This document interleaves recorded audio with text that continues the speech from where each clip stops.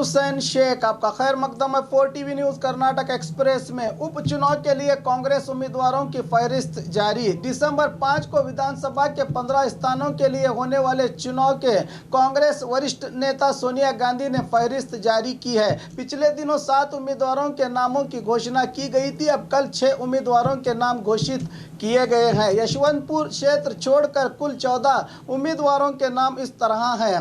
भीमन्ना नायक यल्लापुर से BH बन्नीकोड, हिरेकेरूर से KB कड़ीवाड़, रानी बेन्नूर से VY घोरपड़े, विजयनगर से M अंजनप्पा, चिकबल्लापुर से नारायण स्वामी KR पुरम से रिजवान अरशद, शिवाजी नगर से पद्मावती सुरेश, होसकोटे से KB चंद्रशेखर KR पेड़ से HP मंजूनाथ, हुंसूर से M शिवराजू, महालक्ष्मी लेवड़ से लखन जारकीहोली, गोकाक से राजू कागे कागवाड़ से और अतनी से GB मंगसोली को टिकट दिए गए हैं।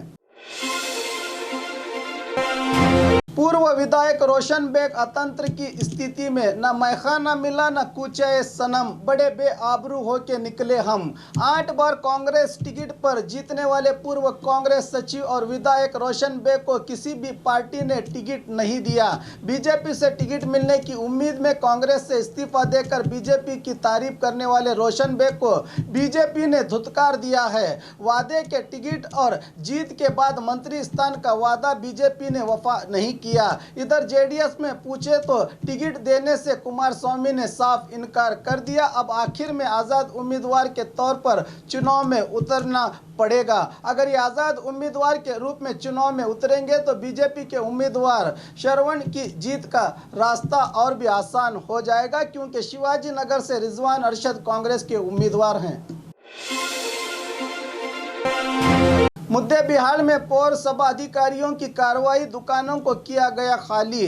गैर कानूनी तौर पर कब्जा जमा कर रास्ते से लगकर दुकान चलाने वाले व्यापारियों की दुकानों को पौरसभा अधिकारियों ने पुलिस की सहायता से पूरे बंदोबस्त में खाली करवाया। शहर के मेन रोड और बस स्टैंड के सामने की पान की दुकानें और गाड़ी वालों को यहां से हटाया गया। तो बिना नोटिस या कोई सूचना के ऐसे आनन फानन में हुई इस कार्रवाई से विचलित होकर व्यापारी आक्रोशित हुए और पौरसभा अधिकारियों से आग्रह किया कि किसी दूसरी जगह पर व्यापार करने के लिए जगह मंजूर किया जाए।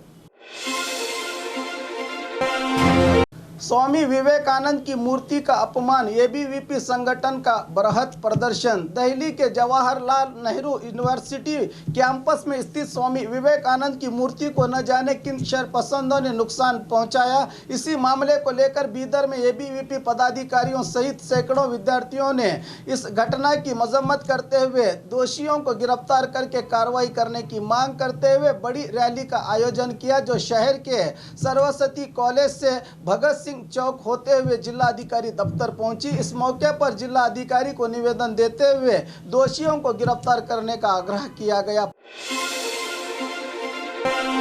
बाबर जहां से आया था अवैसी भी वहीं जाए, CT रवि का आक्रोश। AIMIM पक्ष के चीफ बैरिस्टर असदुद्दीन अवैसी ने ट्वीट किया था कि मेरे मस्जिद मुझे लौटा दो। इस पर आक्रोशित हुए टूरिज्म मिनिस्टर CT रवि ने बीदर में मीडिया से बात करते हुए कहा कि बाबर एक जंगजू इंसान था, ऐसे इंसान का समर्थन करना है तो अवैसी को भी वहीं जाना चाहिए जहां से बाबर आया था, वहां भी मस्जिद मौजूद है, कहा CT रवि ने। कांग्रेस और जेडीएस के गठबंधन पर नुक्ताचीनी करते हुए कहा कि बीजेपी को सत्ता से दूर रखने के लिए साझा सरकार की रचना की गई थी। इसका अंजाम कि सिर्फ 14 महीने में सरकार गिर गई। अब महाराष्ट्र में भी यही खेल चल रहा है, यहां भी सरकार सिर्फ 4 महीने चलेगी, कहा CT रवि ने।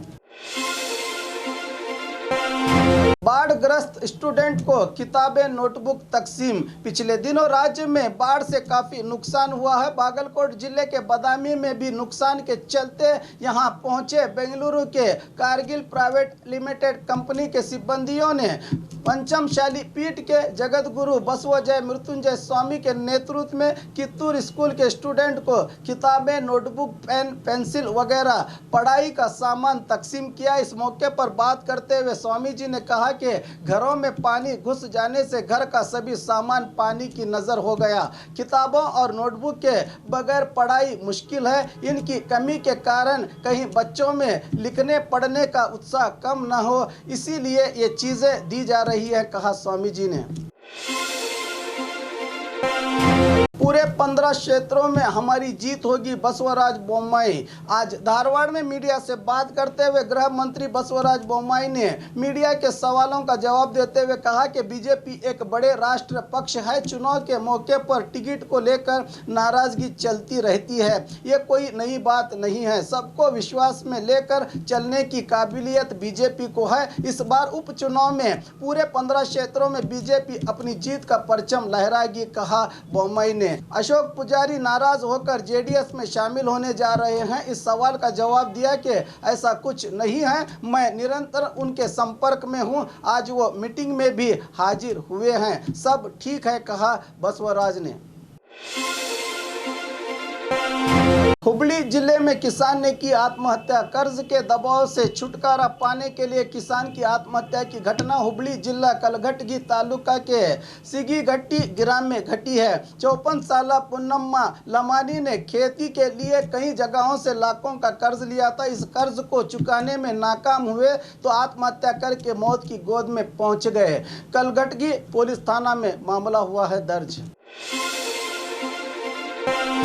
नकली दाखिलों की सहायता से सेना में भर्ती होने का प्रयास, युवक पुलिस की हिरासत में। कोप्पल शहर के जिला स्टेडियम में सेना में नियुक्ति के लिए परीक्षा चल रही है। इस परीक्षा में नकली दाखिले दिखाकर परीक्षा देने वाले युवक को कोप्पल पुलिस ने गिरफ्तार कर लिया है। बताया जा रहा है कि राजस्थान मूल के राजेंद्र सिंह नामक युवक ने कोप्पल जिले के गंगावती शहर का अपना एड्रेस दिया था। अब जांच के बाद पता चला है कि युवक यहां नहीं रहता। कोप्पल नगर पुलिस इस युवक को हिरासत में लेकर जांच कर रही है।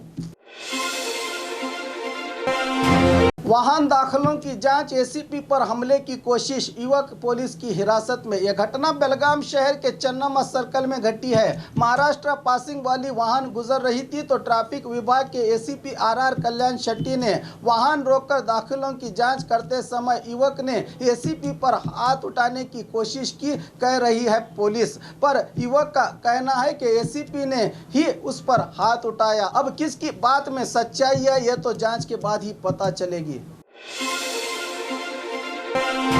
गुलबर्गा में विमान सेवा की शुरुआत, डीसी पहुंचे एयरपोर्ट। इसी महीने की 22 तारीख को गुलबर्गा में विमान सेवा की शुरुआत हो रही है। बताया जा रहा है कि पीएम नरेंद्र मोदी के हाथों उद्घाटन होगा। इसके चलते तैयारियों का जायजा लेने पहुंचे जिला अधिकारी बी शरत पेंडाल, वाहन पार्किंग, स्टेज वगैरह की व्यवस्था का जायजा लिया। इस मौके पर डीसीपी किशोर बाबू, महानगर पालिका कमिश्नर राहुल सहित और भी कई अधिकारी शामिल रहे। और खबरों के लिए देखते रहिए 4 टीवी न्यूज़ कर्नाटक एक्सप्रेस।